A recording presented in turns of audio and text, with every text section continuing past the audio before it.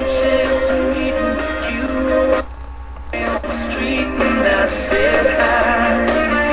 And that was the beginning of my heart spinning like these wheels in my head tonight. It's gonna be a hot summer. We're sitting together with your feet up on the dashboard now, singing along with the radio. It's such a beautiful sound. When you say my name in the middle of the day, I swear I see the stars come out. When you hold my hand in the back of my mind, I'm just waiting on the sun to go down. The sun to go down.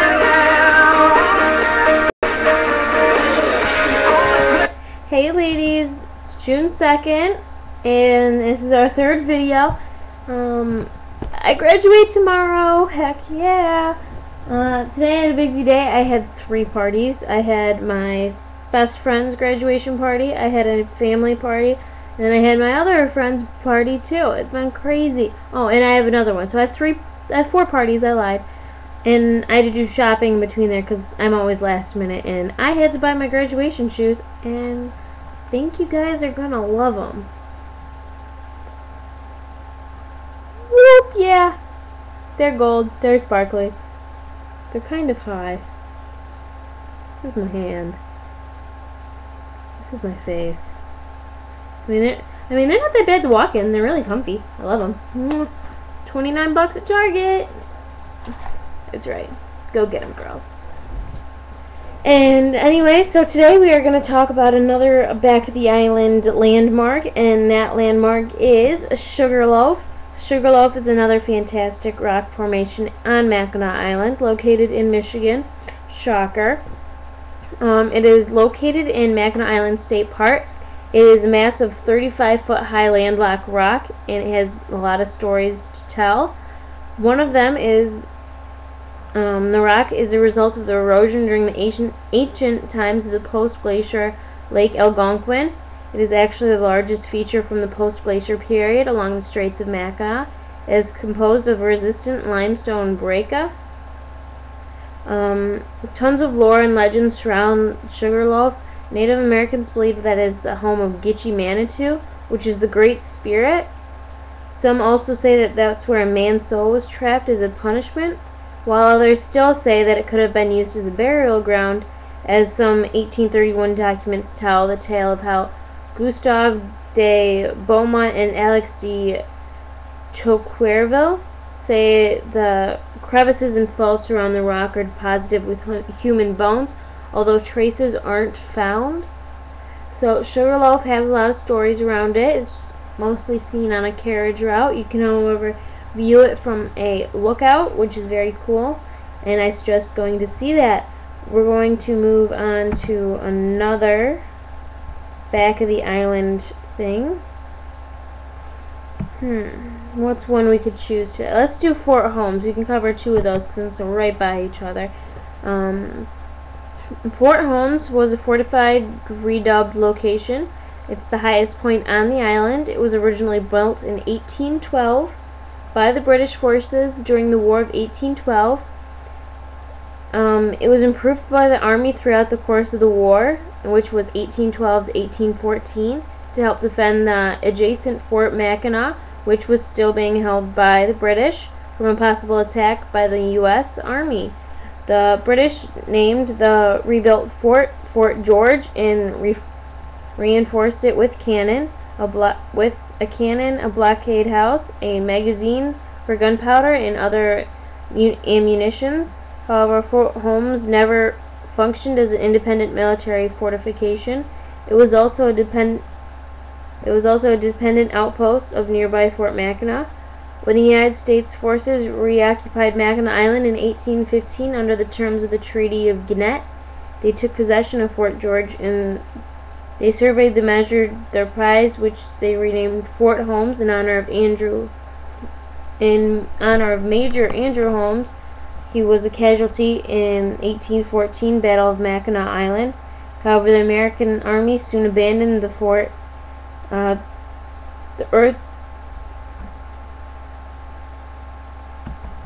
The earthworks and building of the fort slowly eroded and disappeared over the course of time. Over the course of more than a century, and in the 1980s, a part of the efforts to fight the nationwide Great Depression, the Civilian Conservation Corporation, or known as CCC, workers were assigned to Mackinac Island, and originally in 1810, American surveyors and plans, they rebuilt Fort Holmes to its War 1812 appearance.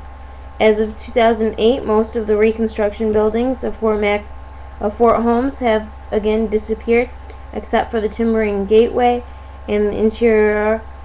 The rebuilt earthen walls also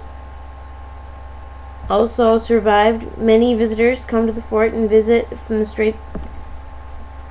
for a view of the Straits of Mackinac, much of which is visible from the lookout point approximately 310 feet above surface of Lake Huron.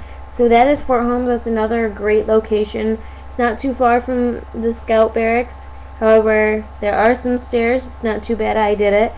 And you get great cell service up there. So if you guys need to make a call, actually don't do that. Don't bring your phone. Leave your phone in the barracks, because phones are bad. They're terrible. They're terrible. But I would recommend going to Fort Holmes because it's just so pretty, and you can see some of those pictures on this web page that this is being posted to. Let's see how many minutes we're up to. We're up to 6 minutes. We can cover another thing. We're just going to get so much into this one. It's going to be redonkulous. Okay. Devil's Kitchen. My little jam. Yeah, pretty much awesome. We are going to cover Devil's Kitchen. It sounds scary, but it's not. Okay. So Devil's Kitchen. Devil's Kitchen is a small cave on the southwestern shore of Mackinac Island in Michigan, in the USA, in North America, in the world, in the universe. The cave was carved during the Nipissing post-glacier period by the waters of Lake Huron. It is consisted of two wave cutout hollows in the rocky cliff, one directly on top of the other. Mackinac Island's limestone has eroded from a variety of unusual formations. The cave's appearance is comparable to that of a human face with an open mouth. Scary. Although shallow, Devil's Kitchen is much visited because of its location on M185, the state highway that circles Mackinac Island. Local stories and legends of Native Americans in the Strait of Mackinac considered the cave to be a numinous location inhabited by bad spirits. Allegedly, the spirits were cannibals that would capture and eat the victims who ventured too close to ill-omened location. The cave is blackened with soot to this day, allegedly from the evil spirits cooking fires, hence the name Devil's Kitchen. It is not known whether these stories derive from an actual Indian legend or were generated about the beginning of the tourist industry on Mackinac Island in the mid-1800s. Devil's Kitchen is contained within Mackinac Island State Park. So that is Devil's Kitchen. Most likely you will see it on your bike ride if you attend, which I do suggest you do. And that is our... No, I lied. That's not over. We're going to do one more, because Lucy, she Facebooked me and told me to do a longer video. So this is for you, Lucy. This is a little shout out for your little craziness over there. Oh, that Lucy. What we going to do with her? Blame her for making me talk so much. I know, I can get so repetitive. It's kind of crazy. But, yeah. We're going to cover British Landing, another site that you will see if you attend your patrol bike ride. British Landing is a place within Mackinac Island. It is located on the shores about 2 miles northwest of the downtown harbor. British Landing is the site of the War of 1812 ambitious operation of July 16 through 17, 1812, by a joint force of the British Army and their allies among the Native Americans and Indian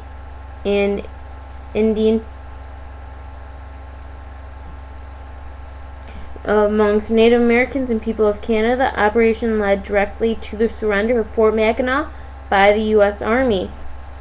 The history surrounding British landing is, as the war began, Fort Mackinac, located in the northeastern end of Lake Huron, was a strategic strong point that dominated the upper Great Lakes. Adjacent to the fort, a trading post for furs was a key supply for the Euro-American Native American commerce and exchange. While poor American military intelligence failed to communicate to Fort Mackinac that news that war had broken out, the British military commanded in Upper Canada was not idle. They promptly notified the commander of Fort George, a British strong point located approximately 40 miles northeast by the canoe. Fort St. George, his British commander Charles Roberts determined to recruit native allies to assault Mackinac Island. As a single sailing vessel in a flotilla, I think that means an abundance of war canoes, the forces arrived on the northern shore of Mackinac Island on the night of June 16th through 18th, 1812. I cannot read this far away. I think I'm going blind. I'm going to write behind that. July 16th through 17, 1812, warriors landed without detection by the American Army. The sailing vessel had brought one or more light canoes, which were wrestled ashore the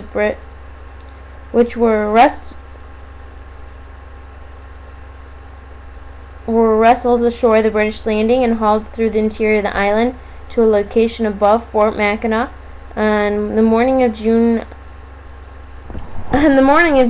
17th, the British and Native Americans displayed their troops and canoes surrounding the fort and demanded surrender. The operation was completely successful, and Fort Mackinac fell to the British without a single casualty. 2 years later, on August 4th, 1814, as the War of 1812 moved towards its conclusion, the American exemplary forces landed here at British Landing and attempted to recapture Fort Mackinac from the British until the British land. Unlike the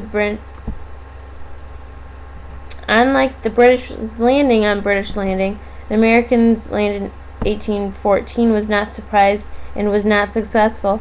The 1814 ambitious operation was a failure, and the Americans' detachment was forced to re-embark on the same day. So, if you got anything out of there through my stumbling and mumbling, British landing was a major part for the British and the Americans. British were successful, Americans failed. British happened on June 16th through 17th, 1812, and a year and 2 months, or 2 years and 2 months later, about roughly, the Americans attempted to do the same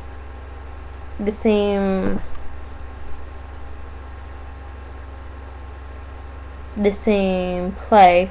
I don't know the military term, but they tried to do the same maneuver, and they failed miserably and ended up retreating. So British got the fort, Americans did not. So yes, British landing had a major part in the War of 1812 for both sides. And so now we are up to 14 minutes and 22 seconds, which leaves me plenty of time to play my other country song, 'cause I am addicted. I'm a hick at heart. Love hicks. Love them. She's a hot little number in her pickup truck. That street money done tacked it up. She's a party all nighter from South. By the way, ladies, this She's Country by Jason Aldean is my jam. I love the first line. It's the story of my life, I like to think. She's a hot little number in her pickup truck. Makes me smile. Makes me smile. Love my pickup truck. Love it.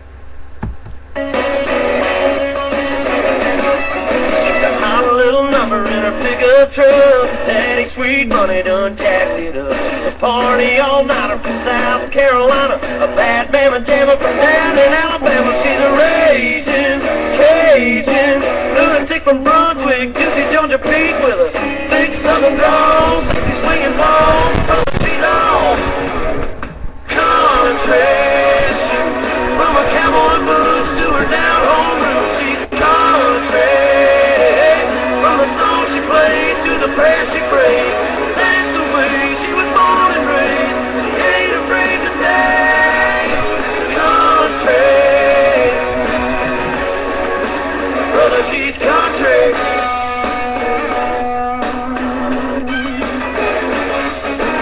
Hill raising sugar when the sun goes down. Mama taught her how to rip up the town. Honey dripping honey from the holler in Kentucky, get you flipping kinda trippy like a Mississippi hippie. She's a Kansas princess, crazy mother trucker, undercover lover, big son.